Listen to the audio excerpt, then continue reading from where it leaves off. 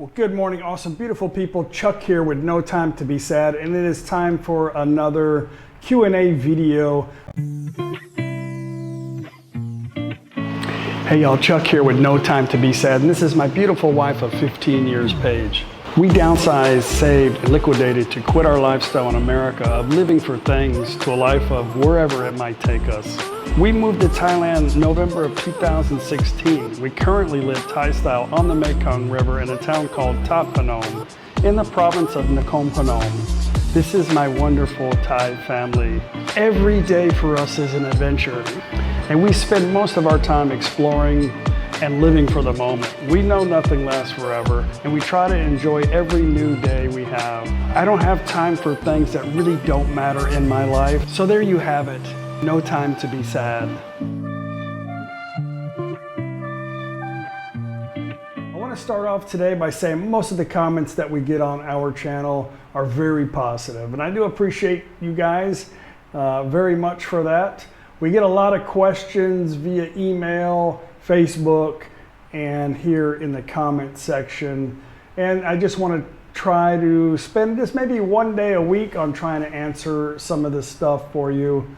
My videos, as you know, are just about everyday life, not really any expectations. I'm not really trying to tell you how to do anything in Thailand. I'm just trying to show you how I deal with my everyday life living in another country as an American. I want to show you that, you know, I've learned a lot from when I first came here and started sharing my life on YouTube.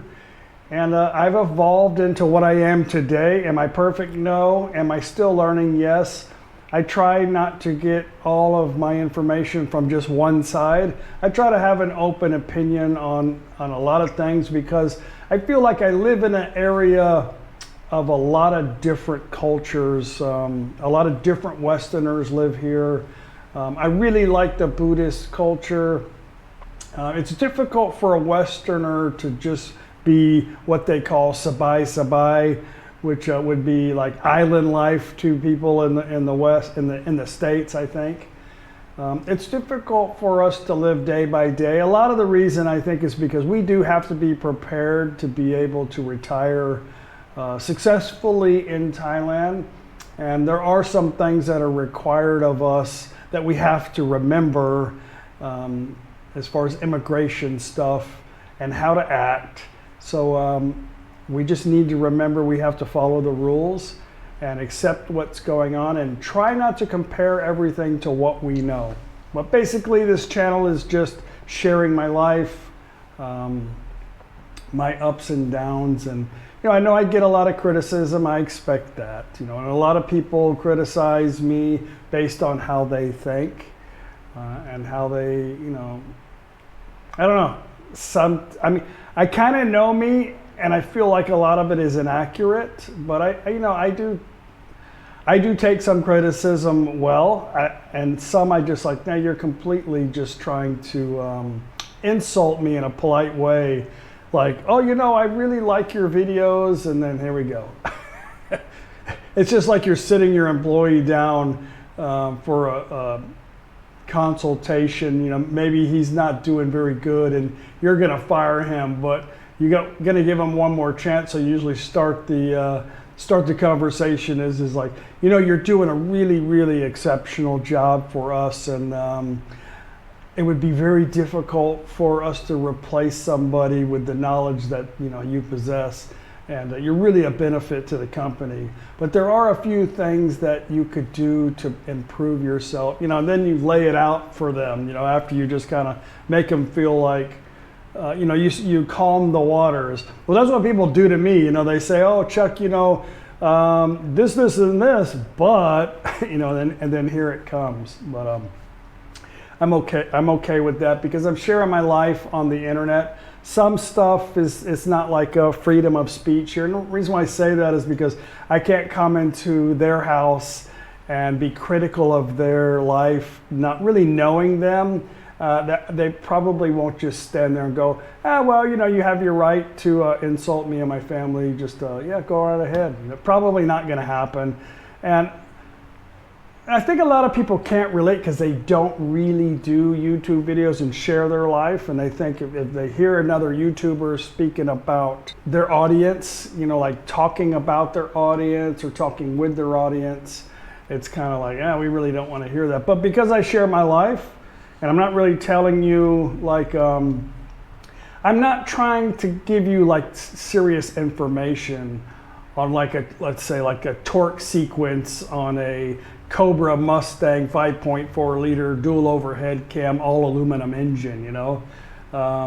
Maybe you could argue with me that the sequence or the tools I'm using could be a little bit better, but when you're sharing your life out there, sometimes it's a little different. And I think even if somebody's like has a personal Facebook page, they probably had an instance to where somebody was insulting them on their personal page, that they share their personal stuff, you know, and they end up getting blocked from their channel. I don't think they're going to come in there and go, I think your sister's a hooker, you know, and they're not going to go, well, I guess you have the right to say that on my Facebook page. You know, it's just not going to happen. But all I wanted to say is that I really appreciate the wonderful support that you guys give us really throughout all the comments and all the videos, and just want to let you know I really enjoy the interaction with you guys, and I try not to feed into like the negative stuff so much. My goal, and I think most people get it, is I'm trying to get people to see a different side of a story, and I'm trying to point out sometimes that it doesn't benefit you, especially over here, and I'm assuming you're watching videos about Thailand for some reason. It doesn't benefit you to overthink and judge people that you really don't know, because there's so many different reasons why people are here and different cultures and stuff like that. So I'm trying to really just say, don't think too much. And maybe I pointed out too much. And maybe my sarcasm comes off to where it's like bothering me or something, but it's not. I'm just, I'm enjoying sharing this stuff with you guys, most of you who enjoy it. I enjoy sharing it to you. So anyway, let's get back to what the video is all about. A little bit of sarcasm, a little bit of funny comments. I don't think I have any funny ones today. Maybe I just have all questions. We'll see. Anyway, our first question of the video is from Wayne Cox. Sorry for the often asked and dumb question, but was it scary and hard to adapt to driving on the other side? Hopefully having the wheel on the right side helps you force to remember.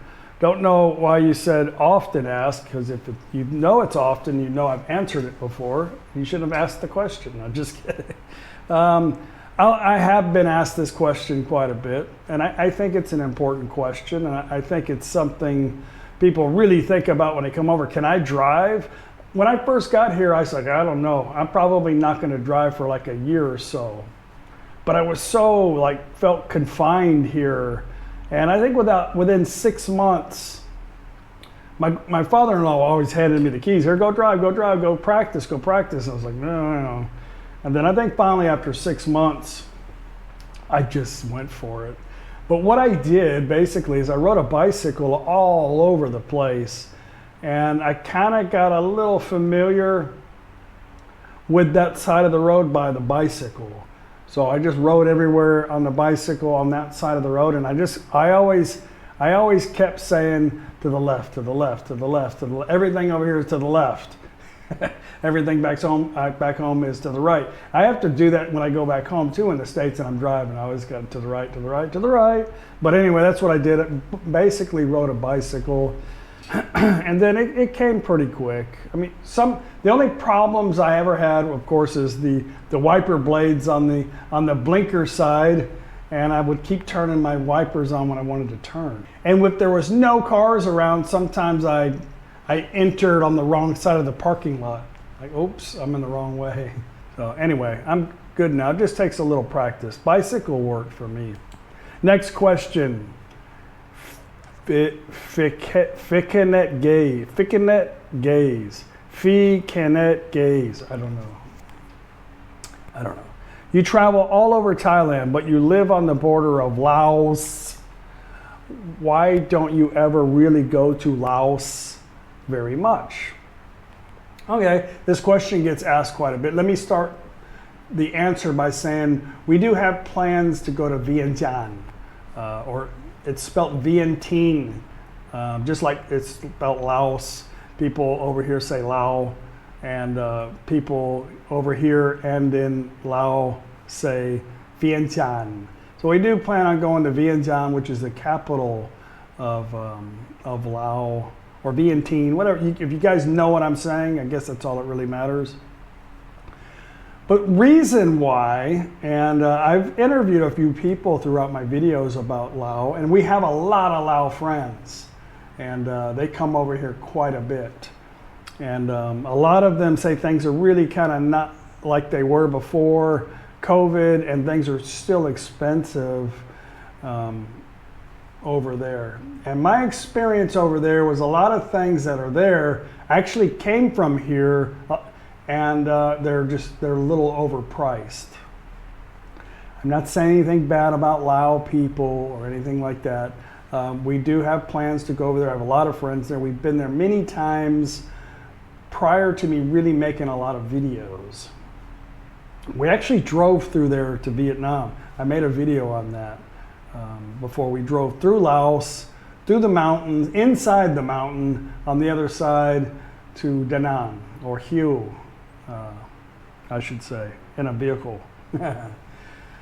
One thing I don't like is sometimes the police want to know where you're going and why this and that, and then they want some money for that. That's happened a couple of times, not just to me, but I've heard it happen to Thai people too. I don't quite understand the concept of that. Maybe you guys know. Another thing I don't like is when I get a visa over there, I don't fly in, I cross at the border because I live right here at the border. We either go to Nong Khai, NakhonPhanom, or Muk Dahan. Most of the times I've ever been over there, I've been to the Muk Dahan side into Hunnicutt. I've been to Hunnicutt a few times. So they take a whole page with a stamp on your passport, and when you travel a lot, that's important. You know, you're having to renew your passport all the time can be a little bit stressful from here because you got to go mail it in, you know, you got to wait for it to come back, and then you got to go pay the immigration officer to put all the stuff back in there. It's not a big deal. It's just that, you know, why do you got to do that? So I don't go too many times because every time I go, I get a whole sticker and a whole page, and then on the next page, a couple of a stamp when I leave and a stamp when I come back. Now, what for? But we do want to go to Vientiane. We want to take the high-speed train actually up into China. There's a place in China on the border that they speak Thai. Paige wants to go do that, but reasonings might be silly for you. There's a lot of beautiful natural things to see on the NakhonPhanom side. I don't remember the name of the town, sorry. There's a lot of cool things to go do over there, but that's why I really don't go very much. It's similar to Thailand, and I'm having a good time enjoying Thailand. Next question. Amapper.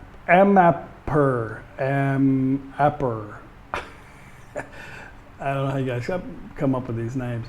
Would a $5,500 US per month be enough for a comfortable living in Thailand? Thank you. All right, let's talk about this. I don't know you, and I don't know your quality of life. I've made a few videos on cost of living. You know, everybody does that. There's a million of them out there. I've talked about this many times. So I'm assuming if you got $5,500 a month, then you probably have made some pretty good choices in your life to have that much, because that's more than Social Security. So you've done some things in your life to prepare yourself for retirement. So I'm going to assume you have quite a bit of money in savings, or you have some kind of equity, or you have some kind of something you can liquidate to retire. So it's very important to have some kind of capital because you're going to need something to get settled in wherever you're going to move. You know what I mean? So $5,500 is a lot of damn money. If you're in your 60s, I mean, really, what do you think? What do you think you're gonna be? What is your quality of life gonna be if you make it past 80? You know, you're not gonna be doing too much crap. I can promise you that. Maybe you will. I don't know. Not too many people, and people usually don't live that. I know I have a lot of older people that watch my show, so I don't want to say, you know, life expectancy. So let's just assume you're 60, and you got a good 25 years in you. You know, that's a lot of money. $5,500 a month. You're not going to spend that much a month. I would say if you had, what I was originally going to say, if you had $500,000 and $1,500 a month coming in, you could have a really decent life in Thailand. Because you're not going to spend that much. If you have a normal life over here, when I say normal, like you're not spending all your money on young women and bars and that kind of lifestyle, you know, which I think most people don't do that when they come over. That's all you see on the internet. There's a lot of retired people. There's millions of people retired expats in Thailand. They all don't live in Pattaya. Trust me. I'm not saying everybody in Pattaya does that either, but most of the people that have a high cost of living either live in expensive Bangkok or Pattaya, Hue Hin, stuff like that.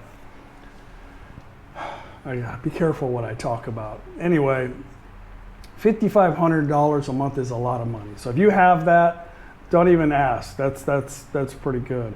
What I suggest, no matter what your lifestyle is, what do you like, come to Thailand on a 2-month tourist visa, check it out, and really kind of put a pencil to everything. You can get hooked up with, on Facebook in areas, you know, agents that'll take you around the condos and let you look in the condo and give you pricing. You can look at the cost to rent motorbikes or buy a motorbike or car rental or buying a car and cost of food and shopping, all that stuff. I just suggest come here and look at it first. And your lifestyle is going to change throughout the time. You know, even if you come to Pattaya and you want to live a crazy, carefree lifestyle, you may not do it forever, you know, so enjoy it while you can, I guess. Maybe I went too far on that. Maybe. Michow 788. Any updates on the Robinsons Mall in NakhonPhanom? No update, nothing yet. Still dirt with like gonna have trees on it soon. I don't know what's going on. I just told my mom forget about it. They're just not gonna do it. I ain't no sense in worrying about it. They keep saying, oh, it's going to be done this year or whatever. Maybe they don't have enough vendors for the stores. I don't know. My mom was kind of upset. She goes, oh, it would have been nice to have. I'm like, yeah, I know, but it's Thailand. Who knows? Waves Sand 3. Here's maybe another kind of silly person. Wave Sand 3. Paige never helps your mom in or out of the car, carrying bags, etc., etc. Just an observation. I don't know why you would say this. Like, is this what you're looking for in my channel? Like something negative? Just an observation. You got like 7 thumbs up. I think you got more now. Like, yeah, you tell them.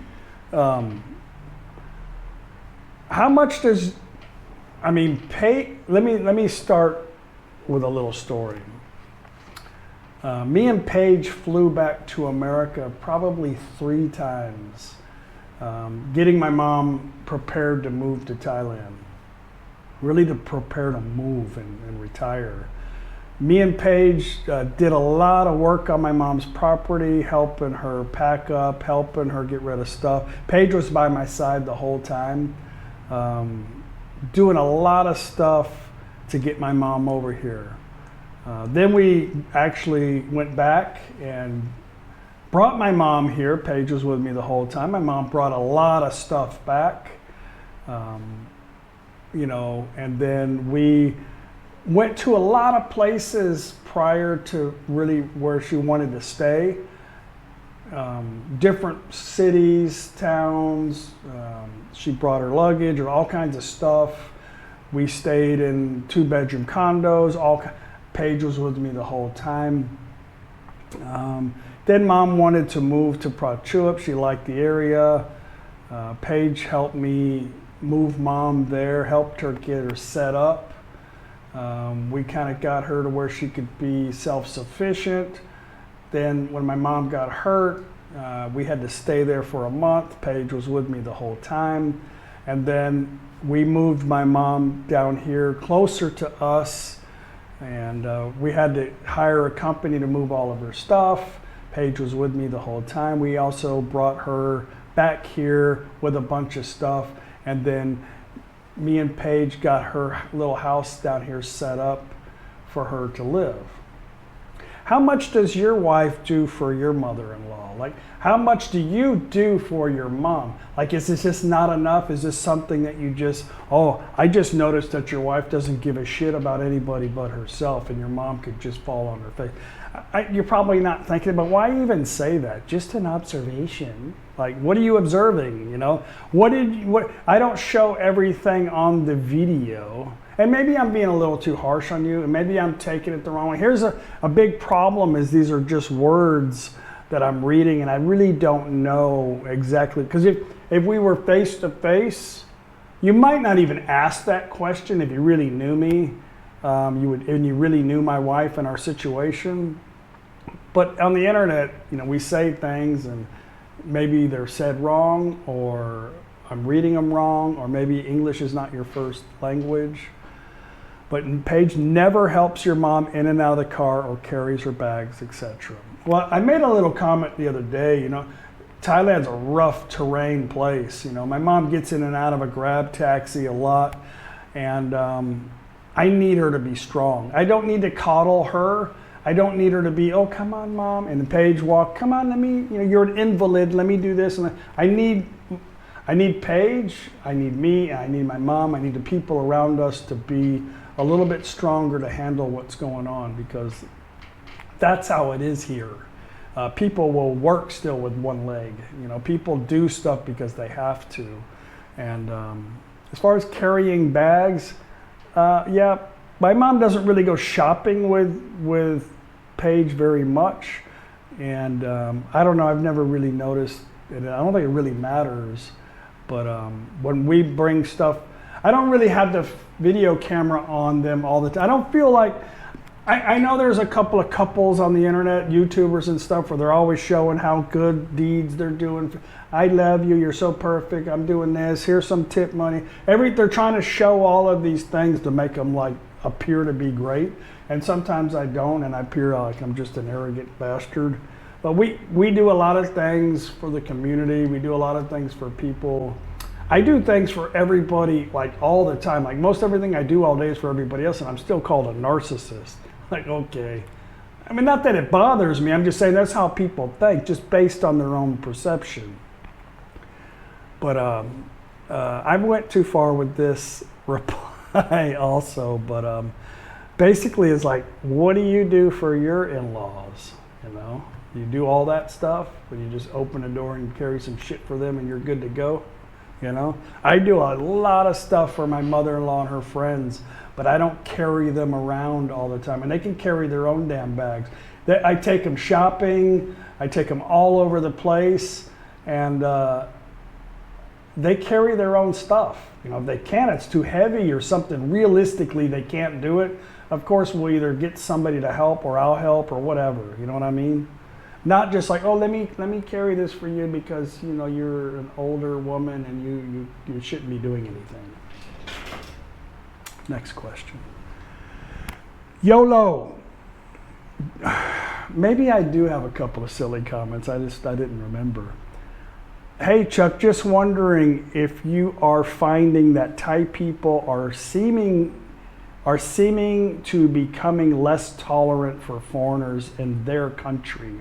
Let me just tell you how I responded. No, I see the opposite with this generation. As I get older, though, I become less tolerant of people who feel like they are superior or constant victims with no urge to learn and move on, especially foreigners, and how they look down on what they can't understand. That wasn't really directed at that person. I was just saying that when I talk to some people sometimes that are like victims of whatever, stuff happens to people, they just can't seem to move on, and then they blame everything on everybody else. They can't learn from whatever happened and move on.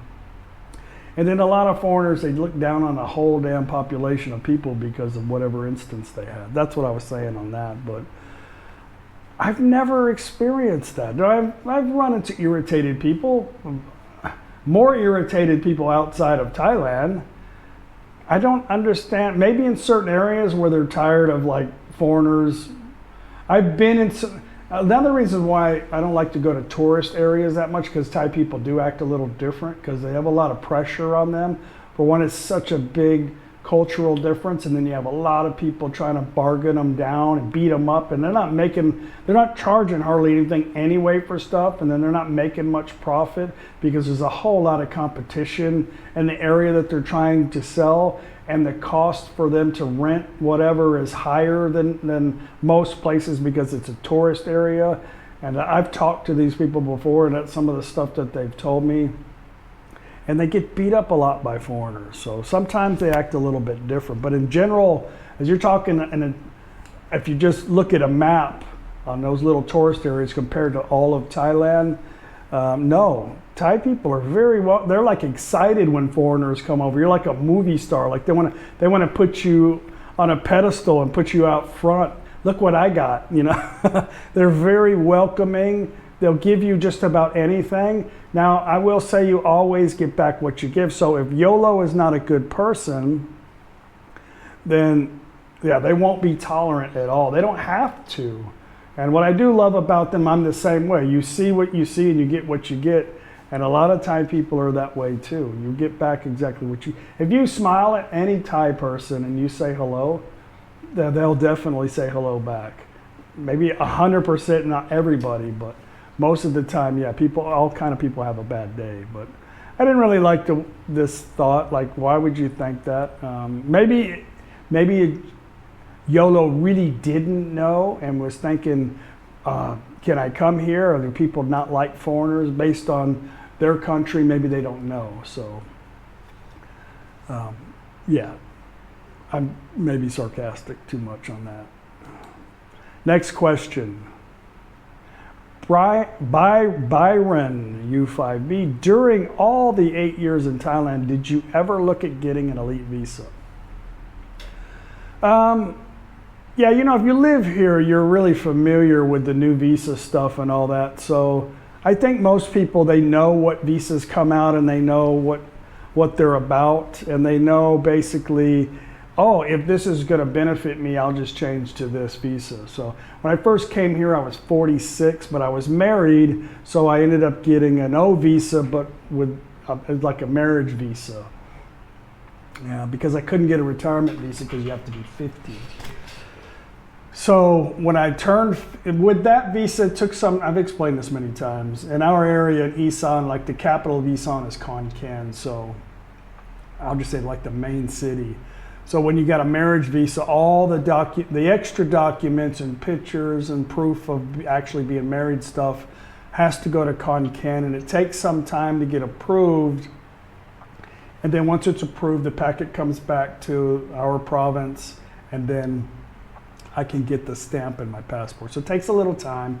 It's no big deal for most people, but I like to travel so much, I didn't really want to wait.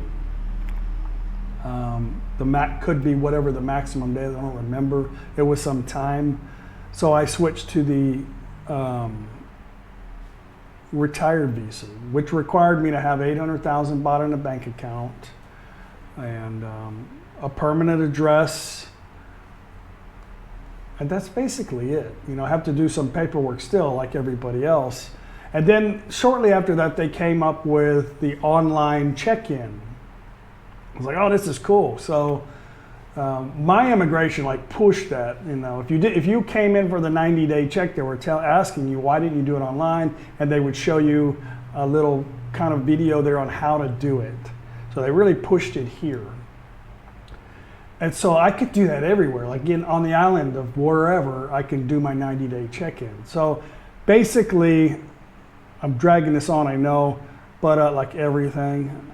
Basically, I only see immigration right now for like a couple of hours a year.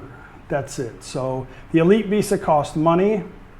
I don't know all the benefits that would outweigh what I have now, or would I even use the little benefits that come of it? Is it worth spending all that money for me? For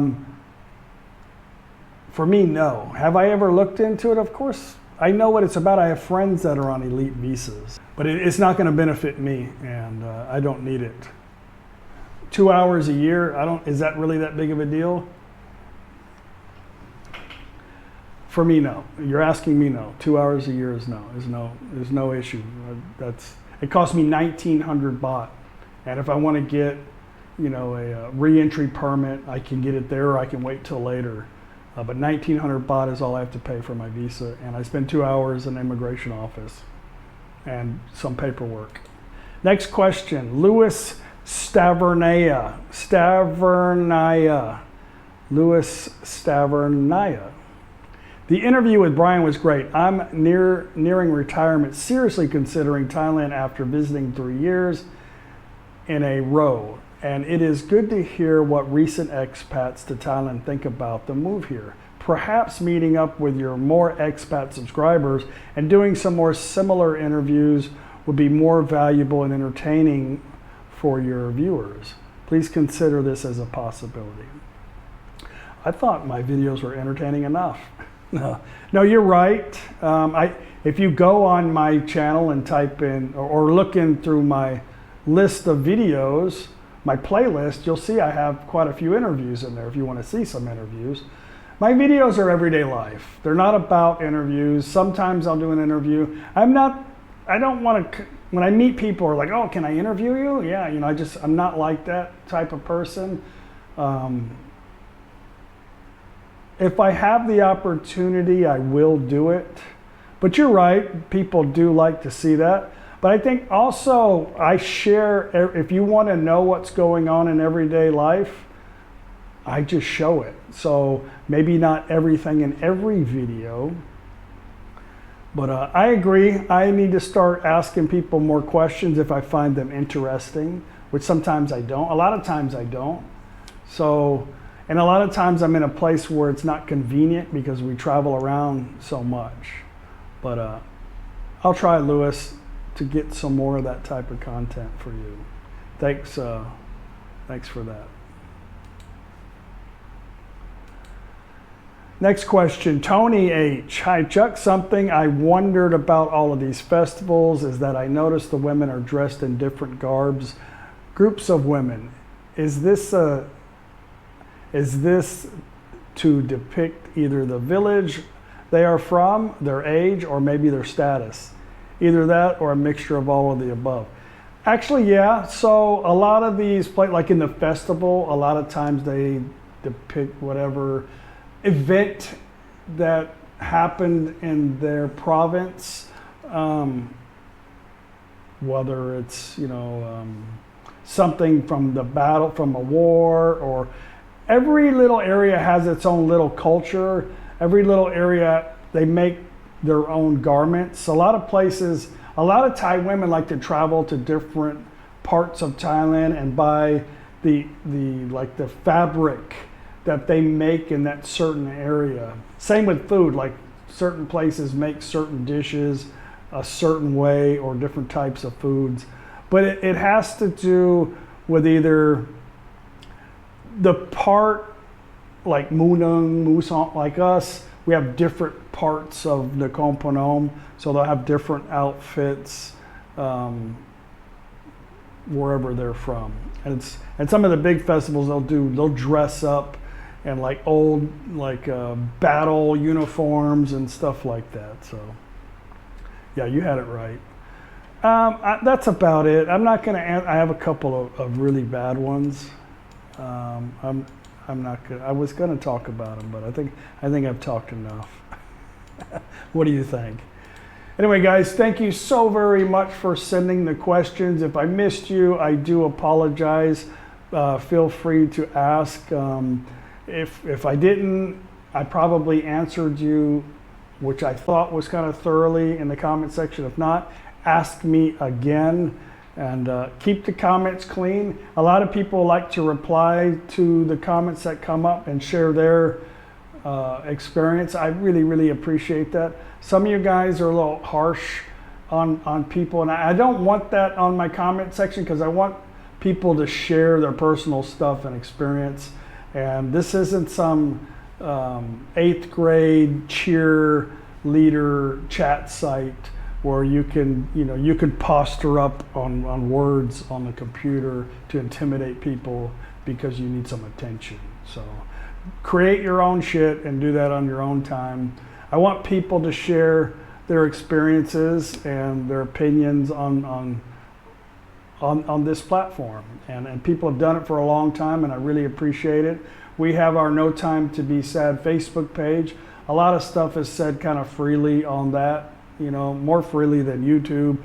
YouTube deletes videos a lot. I'm gonna tell you right now.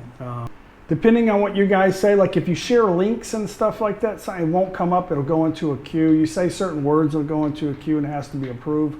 But YouTube's system deletes a lot of comments. And I have a couple of people to help me manage the channel, and they help me with some of the silliness too. So anyway, keep it clean. I really appreciate it, guys. We'll see you on the next No Time to Be Sad video. Bye.